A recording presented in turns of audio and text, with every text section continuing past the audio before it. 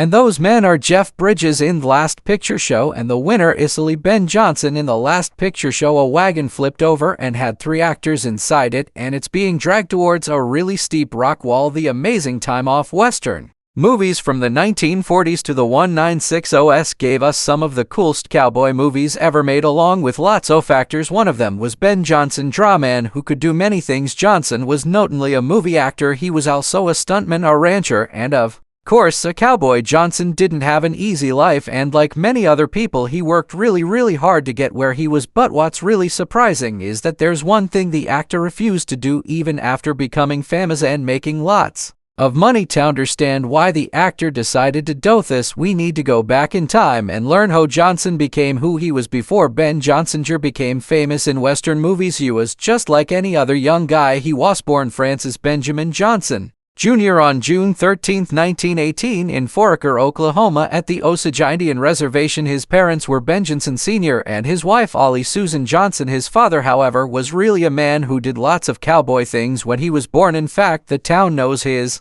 father as a well-known rancher and champion at roping cattle. The town honors him with a special event named after him every year. Since his father had a long history with the Old West and was a well-known cowboy, it wasn't surprising that Johnson happily followed in his dad's footsteps. He did that, and even more, because the world knew Johnson Jr. was no ordinary cowboy. He was a legend whose name will live on long after he's gone. Even right now, his memory as an actor and cowboy still matters today. Back to their story, you could imagine how much his father and the area around him affected Johnson Jr. Foraker was his home and the place where he spent this childhood learning all about the cowboy life. At the young age of 11, he started working as a cowboy at the Chapman Barnard Ranch in 1929, where his father worked as the ranch's boss. At the time, the Chapman Barnard Ranch was known as one of the biggest in the state, with a huge area of 100,000 acres and taking care of about 18 to 20,000 cows each year. Because of this huge area, they needed to hire a lot of cowboys in the area, so back then the place was home to around 10 to 40 cowboys most of the time, including our humble Johnson Jr. Besides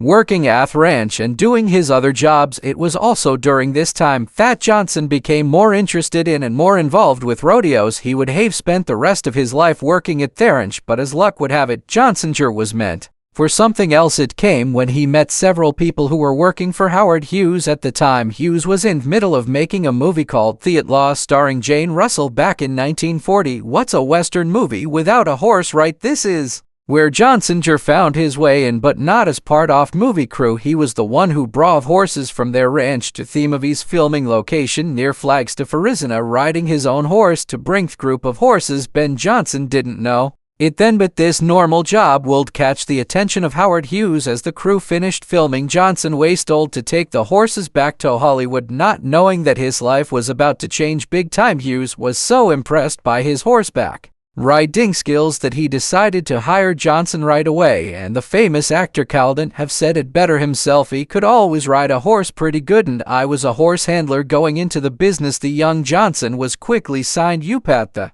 Screen Actors Guild, where he learned how to act. But in his first years in the movie business, Johnson worked more as a stuntman and a stand-in. Among famous actors he had to be a double for were Joel McCrea, Randolph Scott, Jimmy Stewart, Gary Cooper, and the legendary John Wayne. After all, if we're talking about cowboys, it's impossible not to think of the icon of the Western movies, and it's safe to say that Johnson made a name for himself and joined these Hollywood superstars in the future. Even after taking acting classes and even winning awards for several acting jobs later in his career, Johnson stayed humble and didn't brag, probably because he knew he got into the movie business because of his skills as a cowboy and rancher. I've been one of the more lucky people in the business. I've been able to play Ben Johnson and make a living at it. Everybody in town is a better actor than I am, but no one can play Ben Johnson as good as I can. At least the actor knows how to be true to sound self-acting on the sidelines was enough for the country boy Johnson at the time, never knowing that his big break was just around the corner, thankfully, because he kept trying to do his best no matter what role was given to him. A really important person finally noticed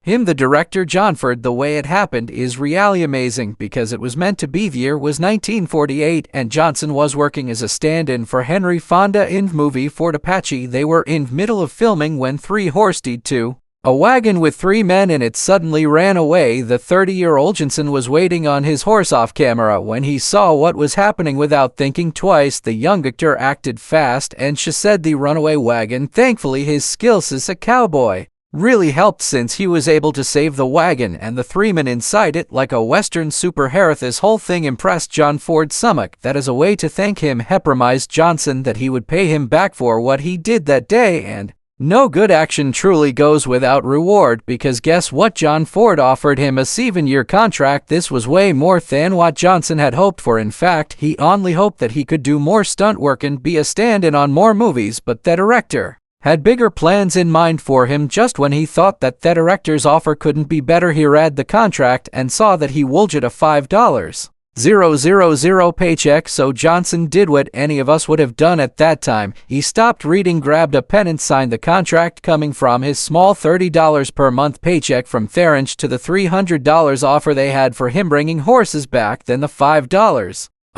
weekly paycheck was a huge jump, and for Johnson, he truly believed that this amount of money was really great, which we agree with considering the year was 1949. Thanks to Ford's contract, gone are days when he could only work as a stuntman or stand-in. In a scene, he got to play small speaking roles and worked his way to the top. Some of his earlier movies include Three Godfathers in 1948, Sure a Yellow Ribbon in 1949, and Wagon Master in 1950. 1949 saw Ben Johnson get a supporting role in John Ford's Western Man's movie Rio Grande alongside John Wayne and Maureen O'Hara. But Rio Grande wasn't just any film for Johnson. It had totally important moments that shaped his career. First was a dangerous stunt along with fellow stuntmen Claude Jarman and Harry Carey Jr. They pulled off the impressive Roman riding scene themselves. This amazing act made Johnson's reputation in the movie business even stronger, forever putting him in minds of Western film fans. He perfectly showed off his cowboy skills, but his true purpose, as we'll see later, was beyond stunts. The trick was so impressive that to this day any fan of Western films knows about it, further proving that Ben Johnson has made his mark in his career in the movie business. He was made famous in that scene showing his best abilities as a cowboy, but there was more to his purpose, which he later took up in life, a purpose he finally went after in 1953, which we will talk about later. The other key event of his life at the time was that, unknown to everyone, there was a growing anger between the director and Johnson. You see, even though Johnson usually scary and tough characters, he's actually a kind person through and through. When he wasn't filming, he was known for his calm personality and was never easy to make angry, but he did have strong beliefs, which is why he argued with John Ford. Word on the street was that Johnson stood up to the director, who was known for scaring the actors on set. Johnson refused to be scared, Bifford telling him to go to hell. They finished filming there, and Johnson thought that the director let it go, only to find out that Ford took it personally. Cases of this: Ford refused to work with him for more than 10 years, but it didn't matter much back then because they soon made up and worked on other Western movies down the road. While Ford was giving him the silent treatment, Johnson found himself working with another director, and this time it was with Samuel "Bloody Sam" Peckinpah. He was the man in charge of the 1969 Western epic movie The Wild Bunch, which ranked 80 on the American Film Institute's top 100 list. At the time it came out, many people were quite shocked by this epic, different kind of Western film, thanks to its violent scenes and how it showed rough men's tries at staying alive. Simply put, the film was pretty brutal. Some think the audience wasn't quite ready for and earned him the nickname Bloody Sam. Still, it left its mark in the Western movie scene. Ben Johnson was more than happy to be able to work with someone like him. In fact, they worked on 4 films together with Peckinpah, thinking highly of Johnson for his realness and being humble. The acting bug wasn't the only one flying around Ben Johnson. Deep down, thinkle of the rodeo, a familiar feeling from his younger days, wouldn't be ignored. In 1953, he decided to take a break from Hollywood and jump headfirst into the rodeo circuit. This wasn't leaving completely, mind you. Even before this, Johnson would squeeze in rodeos whenever he had a free day between filming, but now it was time for a full return to his roots, and what a return it was, joining the rodeo Cowboy Association. Johnson went on to win the arena, becoming the team roping world champion. That very same year in the competition, Johnson roped and tied in an impressive 12.5 seconds and 60-foot scare. This wouldn't have been possible if Johnson didn't have enough money to take a break from the acting business. Thing he knew very well I get in a position where I could afford to travel, so I decided to see just what he could do. The actor said that was there. Everybody else had bad luck and I beat them out and won the world championship. He came home with a championship and didn't have $3. All I had was a worn out car and a mad wife. Even with his riches, Johnson knew that he was lucky and never took it for granted, knowing very well how tough the business was, especially if you're a nobody player. Funny, as long as you are looking straight at them, they will promise you a lot of things. He said about how tough the movie business is, but when they get around the corner and out of sight, they will forget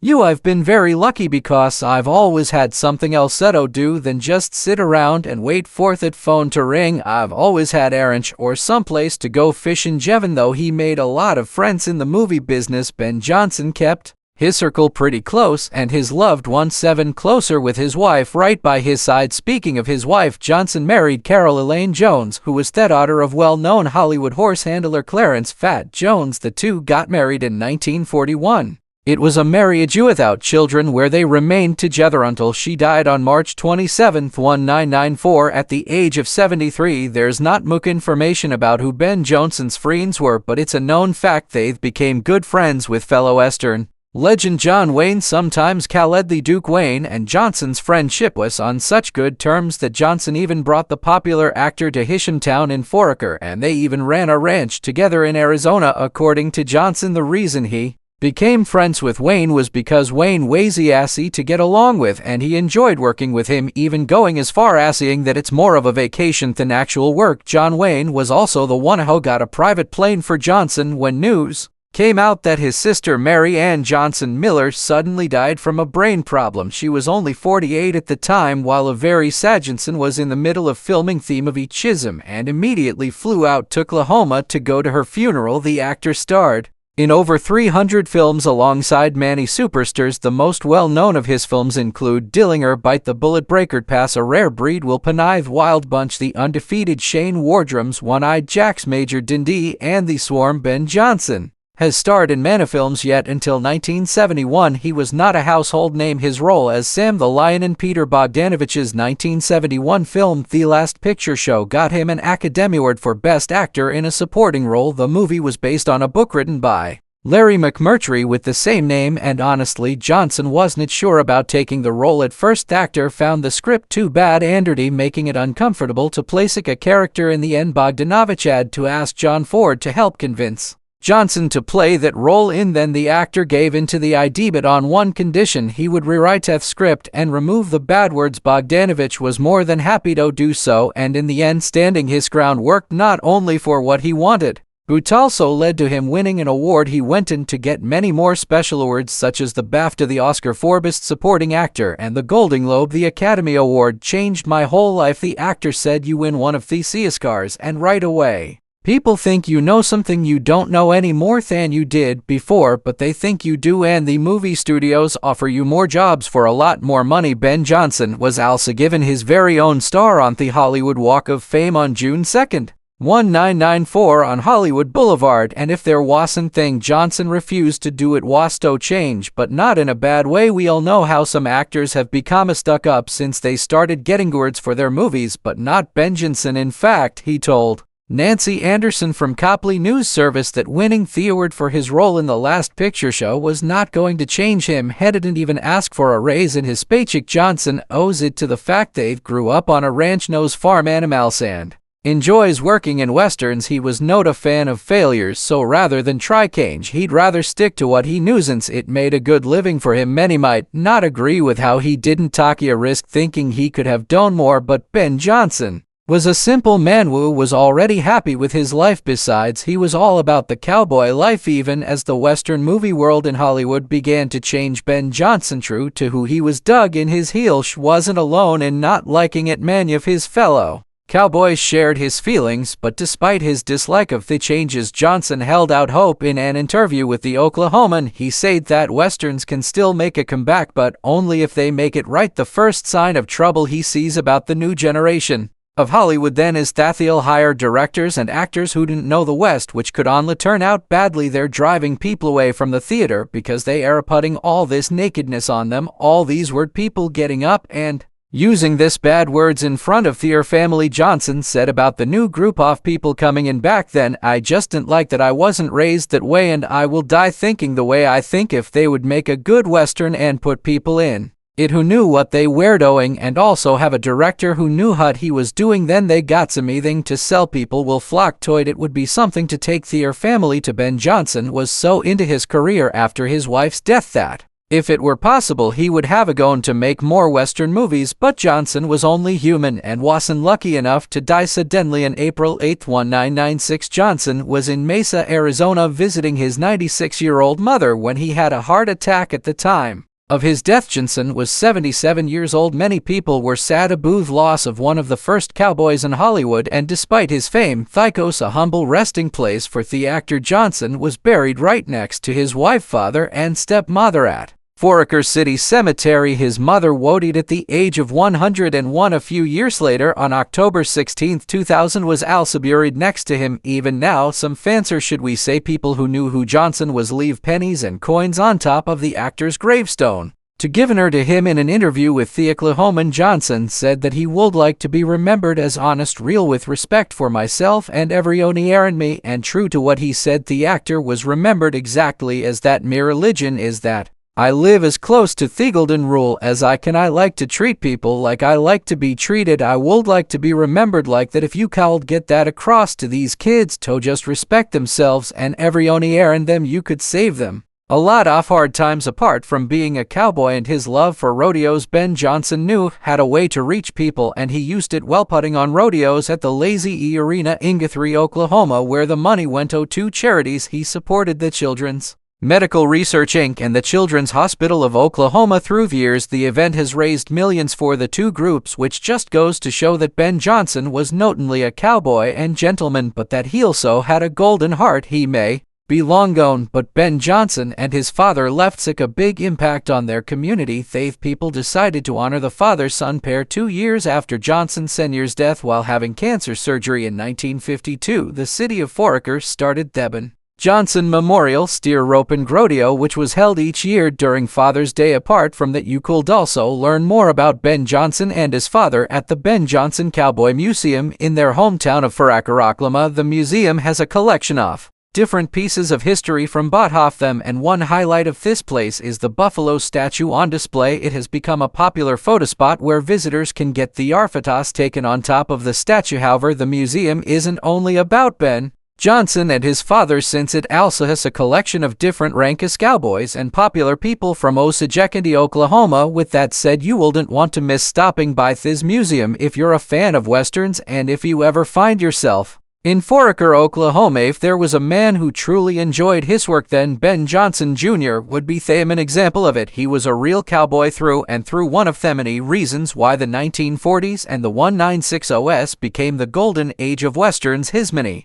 contributions to the movie business did not go unnoticed, because apart from the fame, money, and success that came with it, Johnson also became the winner of many special awards. To this day, Ben Johnson also remains the only actor and a world champion rodeo cowboy. Many years have passed, and yet many people, especially the fans of Western movies, know who Ben Johnson Jr. was, a proof of how great the memory he left behind us. And with that, we're wrapping up today's video about the life and times of Western legend Ben Johnson. If you like this video, then make sure to hit that like and subscribe button with the notification bell on so you won't miss out on any of our latest updates. Until then, stay golden.